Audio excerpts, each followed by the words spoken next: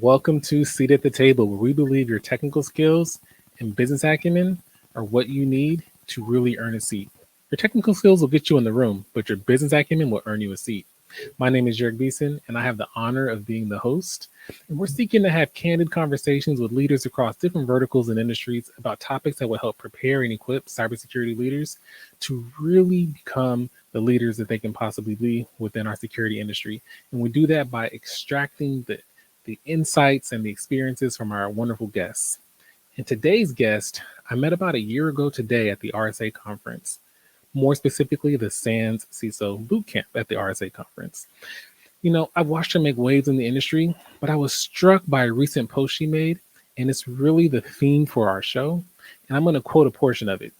While generative AI threats are a concern worth taking seriously, organizations must look closely at cybersecurity skills, as many of these much needed open positions cannot be filled by automation. As AI leads to more tech adoption, there needs to be a clear plan for cybersecurity skills growth to address organizational longevity. We're going to talk about AI, but specifically how leadership is impacted within the cybersecurity industry because of AI. This quote is attributed to our guest, Gatha Sadhir, CISO for Carnival Corporation. Gatha, welcome to the show. Thank you, Jared. And thank you for this opportunity to share my perspectives on the hottest topic these days. Not a It is single conference, talk, or even a TV show goes without the use of the word AI, putting everyone under immense pressure, Derek, to know or do something about AI.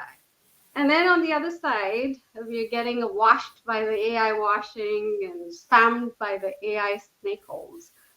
So where does that leave us executives is in a situation where there is great acceleration. And by that, I mean AI is everywhere, all at once, and a natural expectations to get in front of it, embrace it, and harness the power of AI versus wait and see approach. My name is Gatha Sadhir. I have been in the IT and security space for over 25 years, spent spent a lot of time in cybersecurity over 10 years, um, working through and learning the process as a practitioner as well as leading teams in cybersecurity.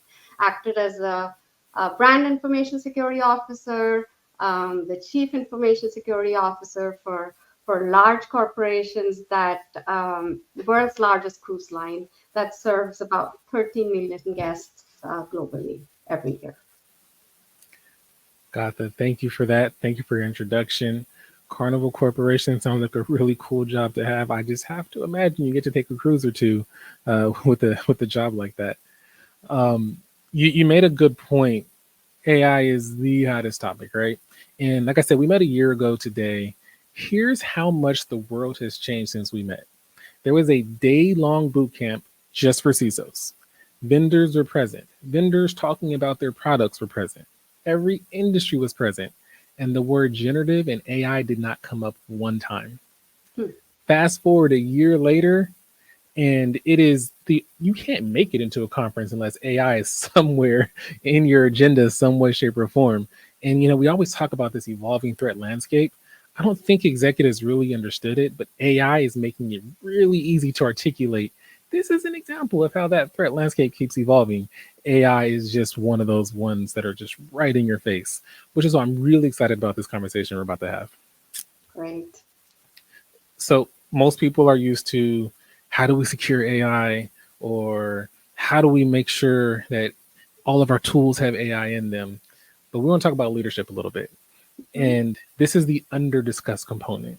So how do you go about leading and managing a security team in an environment that is increasingly influenced by a coworker called generative AI?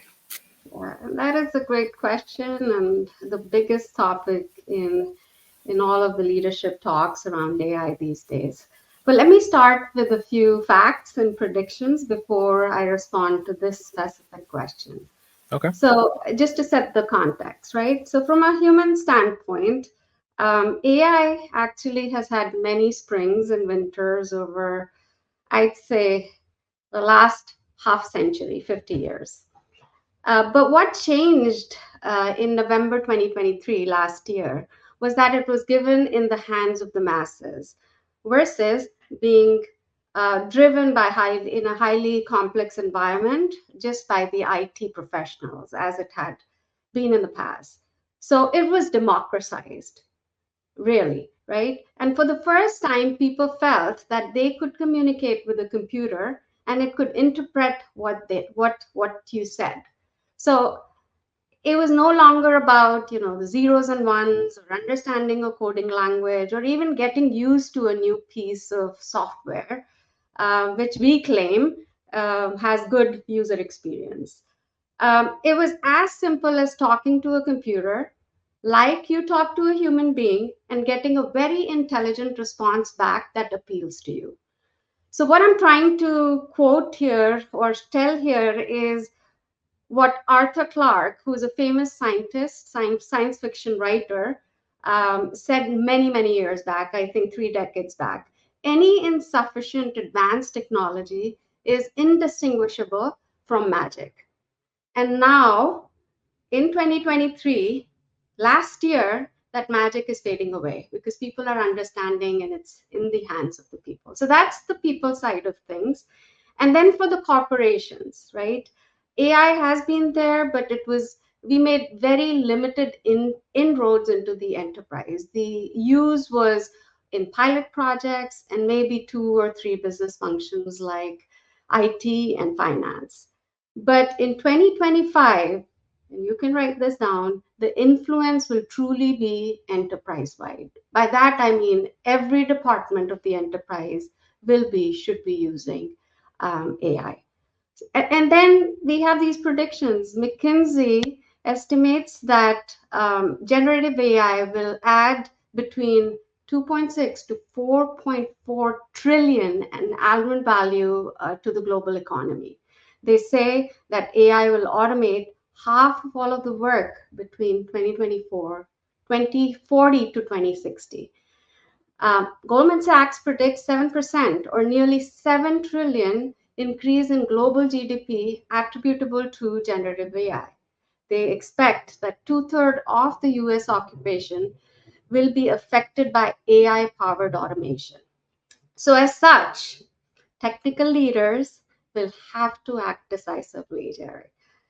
We have to embrace generative AI to seize its opportunity and avoid ceding the competitive grounds. And more specifically for cybersecurity leaders like us, in order to lead the teams effectively in this new era, we must adopt unique skills and approaches. And I'll go through a few of them. The first and the foremost, as we talked about initially, is understanding AI in cybersecurity.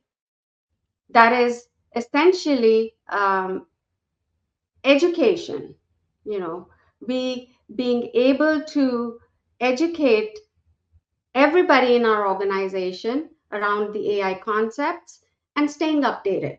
One of the things is that things, but there's also evolution of this technology in the data side itself, which is huge, and we can spend some time on that if you like. You know, when there was a era of data warehouse, and then came the data lakes. But in order to have effective AI, now we're talking about data lake houses. So it's something I learned 2 days back, right? So if you're not keeping yourself updated, if you're not understanding what AI means, then you're defeating the purpose. Then leading the Gen AI team itself, right? That is foremost in any organization to nurture this concept. And that will require really a cultural shift. You have to foster a culture of curiosity and innovation. You have to embrace the change. And that could mean changing the job descriptions, roles, and responsibilities of existing people, and training and upskilling them.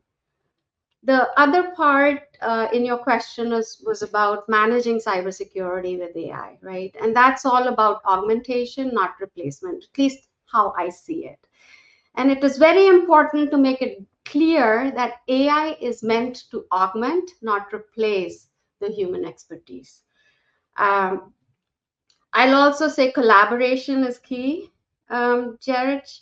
Interdisciplinary teams, you know, AI in cybersecurity often requires collaboration between cybersecurity experts, data scientists, the AI specialists, and we have to encourage that cross-functional culture and teamwork. And last point I'll make on this topic is future planning.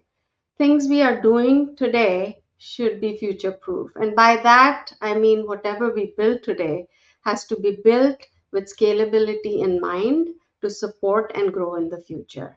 There has to be thought on regulatory compliance. Compliance should not become an afterthought. You have to bake it in as we build this infrastructure, as we build these solutions for our teams. So I'll pause there. I said a lot, but I'm sure Yeah. you have Uh, questions. oh my gosh, that was so thorough and so good. And I want to start to pick apart pieces of it one by one. So the first thing that you shared were a number of stats, right? And it's easy to fall into the trap of, oh no, AI is going to take away jobs. Maybe it does, but it's going to increase certain jobs as well, right? But what we're hearing from those stats, every single one you named, was that it's going to have a positive impact on organizations, and as a result, a positive impact on the economy. And what that tells me is the adoption is coming no matter what. Mm-hmm. In security, we seem to always play catch up. No matter how much we try to say shift left and all that, the business is always ahead of us and we're always playing catch up.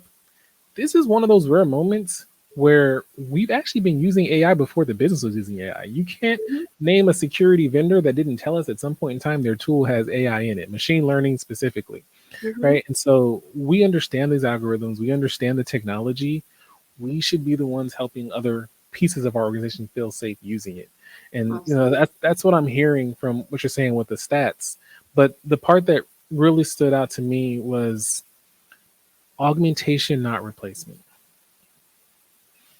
Will there be some extremely mundane jobs that maybe are no longer needed? Yeah, you can go look at your grocery store right now, and there's a lot less people helping you check out because there's a self-service capability that technology has helped supporting, right? And we can find other cases of that. You call in and you don't necessarily get a person, you get some type of bot on the other line that you're communicating with. So we're seeing that, right? That is the case. But by and large, Microsoft and Google both gave names to their AI tool in a way that shows that it works with you, right? Google calls it Duet, which means two. Microsoft calls it Copilot, which means someone that works with you but Mm-hmm. cannot work without you, right? Mm-hmm. And that is what the augmentation is, and we should start seeing efficiencies. And Absolutely. so, to that point, how do you see yourself incorporating AI into your strategies so that you can actually benefit from some of those efficiencies?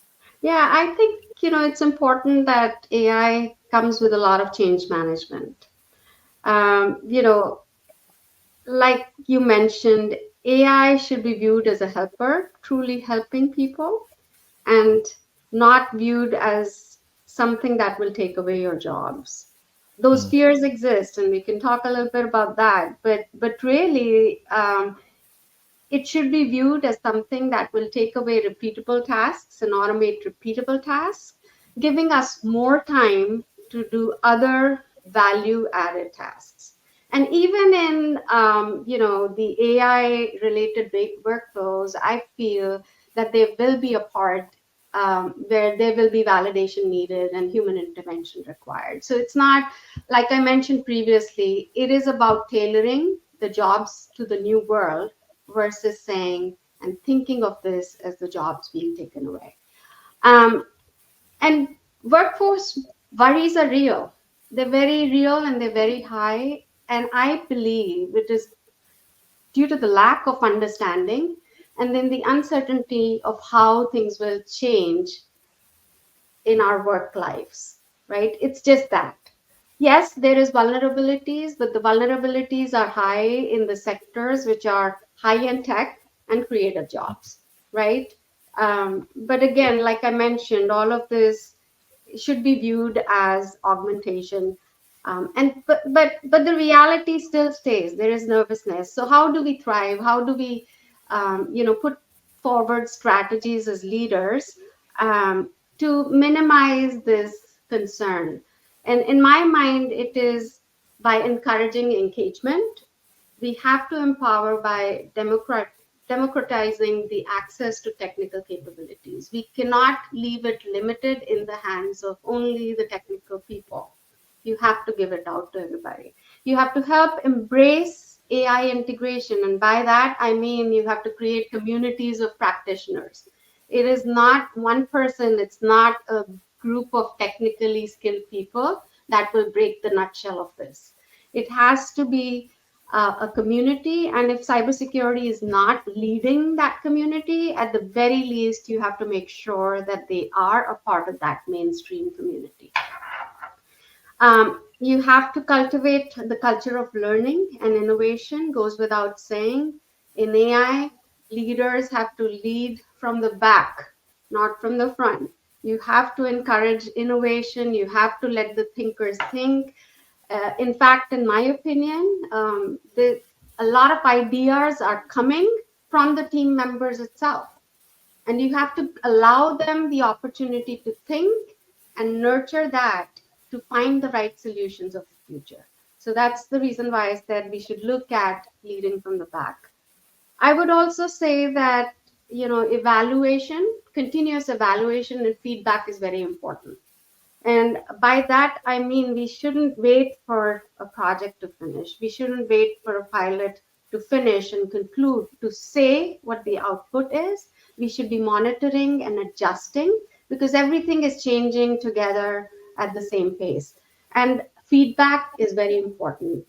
We have to build feedback loop mechanisms with our team members where they can provide feedback and improvements for improvements and adjustments. I could not agree more with everything that you said. And, I'm reminded of something. It's super simple, but in preparation for this conversation that I was going to have with you, besides stalking your LinkedIn, which we're going to get to a little bit later, I actually use AI to create these questions. And and I have no shame in saying that. And studies have shown that a lot of professionals are using AI, but not letting their bosses know that they use AI. And to me, that just shows that the culture of these organizations is not yet supportive. Right. And I'm not talking about the companies that block AI for various reasons. There are regulatory reasons why some organizations have to do that. But this is kind of like the BlackBerry and the iPhone. The iPhone came out and people said, "Oh, there's no way that that's going to really become a thing." I use my BlackBerry. I've used my BlackBerry my whole life. Yada yada yada. If you have a BlackBerry right now, you are like the black sheep, effectively, of your organization, making them keep up with this BlackBerry server. Nobody wants to use that anymore. It's Android or Apple. It's just the way it works. Things are changing, things are evolving, and some things are fads, and we have to kind of keep an eye on them. Like, blockchain was this hot topic at one point, but it never really took off. This right here, this is here to stay. And if you know that it's here to stay, you got to figure out a way. You brought up culture, to get your culture to be in a place where it is accepting and even celebratory of AI. I always say the culture is a combination of what you celebrate and what you tolerate. Me personally, on my team, I am celebrating when people find ways to use AI in an efficient way. And quite frankly, if someone is not open to it at all, I'm not necessarily going to tolerate that either, because though that might be okay today, 2 years from now is going to be the expectation. Schools are allowing the kids to use generative AI because they realize this is just a battle not worth fighting, and it's way too hard to fight. It's going to be the future. May as well teach them how to use it appropriately. So that's what your incoming workforce is going to look like, right? So the whole idea of creating a culture where it's accepted, I love that. You introduced the concept of lake houses. I'm familiar with it, but I guarantee you someone on the other end is asking what exactly is a lake house. And so do you mind sharing your 2-day old understanding of what a Yeah, lake house is? yeah, a little bit, right? As best as I can. Remember, my knowledge is 2 day limited to just two days of that learning. So I'll take you back to the era, I think about 15 years back, when there was a big demand of business intelligence and analytics, right? That was when we moved from the conventional relational databases to the concept of data warehouse. What was most important in that structure and construct was the quality of data because it was being used for analytics purposes. Then came this era where we needed tons of data, right? Quality was not that big of a criteria, and then data lakes. What we did was we sourced the data from so many places and housed it all together, right? And it was all about volume of data. Hmm. So with the data lake house concept, we're bridging and bringing both of those concepts together, where we have massive amount of data, but we are also concerned about the quality of that data. Because as we build AI, remember AI is not magic, right? It's feeding off of data. And until you have a good data backbone and data governance and management, you will fail in your um, journeys to master in AI. So the first step and a very foundational step is to get your data strategies right, leverage the right tooling and infrastructure to be able to scale and keeping quality of that data in mind, and put those controls up front in that data so that you're not having that as an afterthought, and then build your solutions, AI solutions on that data. So that's my understanding, Jerry. Pardon me if it's half baked, but that's how I explain it. The concept of data lake houses. No, 100%. In Maslow's hierarchy of needs for AI, data is the foundation, right? If you don't have the data, then you have a problem. If that data is not quality, then you're going to have this thing called hallucinations at Mhm, best. If mhm. not, it's something completely even worse than that. And then, of course, that data needs to be secured because we're talking about democratizing things. Well, you don't want to democratize the wrong data to the wrong people, right? And Right. so those are the three things from a cyber perspective that I kind of hone in on. There are plenty of other things like bias and ethical concerns and legal concerns, but all of that, you can't do anything with that if the data is not right, the data is not quality, and the data is not secure. So Yeah. I appreciate you. I guarantee you educated somebody on the concept, and someone is viciously googling data lake houses right now. Mhm. So I have one more question for you, and this time has flown by the way. I'm not even gonna get to all of my questions, but you're clearly versed on this. You've been talking about it on LinkedIn for a little while now. What kind of strategies do you have to increase awareness and understanding just within your team, so that they can adopt it and thrive in this world of AI? Yes, absolutely. By the way, time flies when you're having fun, and AI is fun. So, It sure is. uh, so increasing awareness and understanding amongst your teams regarding a safe and effective use of AI, just as you mentioned, in cybersecurity is crucial to the successful integration of everything. And to achieve that, I think there are a couple of things as leaders that you should be thinking about and doing. One is educational workshops and training, and those have to be twofold. Introductory workshops. Not everybody will get to learn or be interested in AI on day one. So have these continuous introductory workshops, and then have specialized trainings also offered to people who are advanced or who have the desire to go deeper and hands-on into that area. The second thing I would say is guest speakers and experts. Invite experts to come and speak, share their knowledge and their experiences.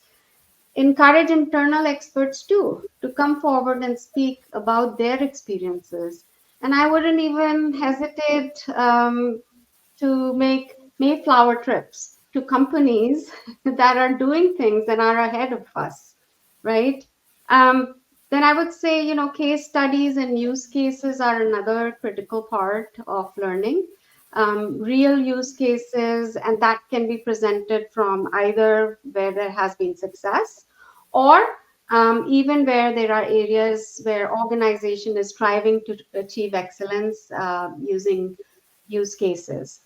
I would touch upon one other important aspect, which is mentorship and peer learning, which is pairing somebody who's an expert with somebody who has a desire to learn. And that will help quickly learn and grow your ecosystem of experts in the environment. And lastly, I will emphasize what I mentioned previously is continuous evaluation feedback. Provide those mechanisms so that your organizations can mature the practice of AI. So this, like I said, I did a little bit of LinkedIn stalking, so I admit that. One of the things I saw throughout your leadership style really embraces empowering your employees. And I'm going to read another quote that I think sums up everything you just said. Empowering employees means granting them authority and responsibility to make decisions and take ownership of their work. Mm-hmm. I'm going to plug in, even if AI helps do it, right? When leaders strive to empower their employees, it can foster a strong culture of innovation. Those are your words. I just added the even if AI helps them do it because like it was bookended by AI quotes. So I know that you would see AI as that. To me, this shows that you're extremely forward thinking as a leader. And you also recognize that if you hold the grip too tight, then you're actually going to stifle their innovation. You're going to stifle their ability to thrive, which Mm-hmm. ultimately stifles the organization's overall cybersecurity. And Yeah. so I can really appreciate that approach. My last question for you is, and I know we had a conversation ahead of time about what we would talk about, but I feel like this is one that you'll be able to really shed some light on. You just dove into this topic of AI, right? Like I said, I looked at all your posts. One day you just started talking about it. So what would you suggest to leaders that are saying, okay, what they said has gotten my interest enough. I need to do something to start to prepare myself and my teams for this. What would be one suggestion or a piece of advice that you would give to them so that they can start to become an expert on it like you have? Yeah, so I wouldn't, first of all, call me an expert in this area. There's still a lot to learn, right, from AI engines themselves.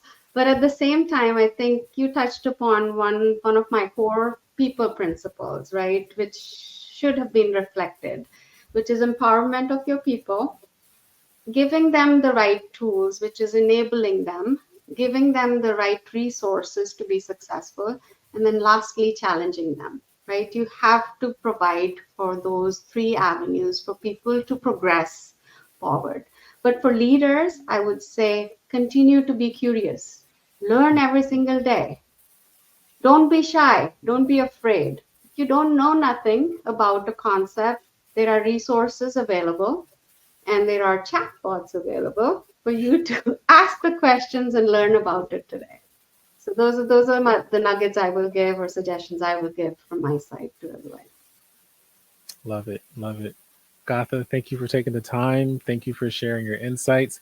You don't call yourself an expert, but there's levels to this, and I guarantee you you're on a higher level than a lot of other people, just by the research and the work you've done. So thank you again for joining us, and have a great day. Thank you, Jared.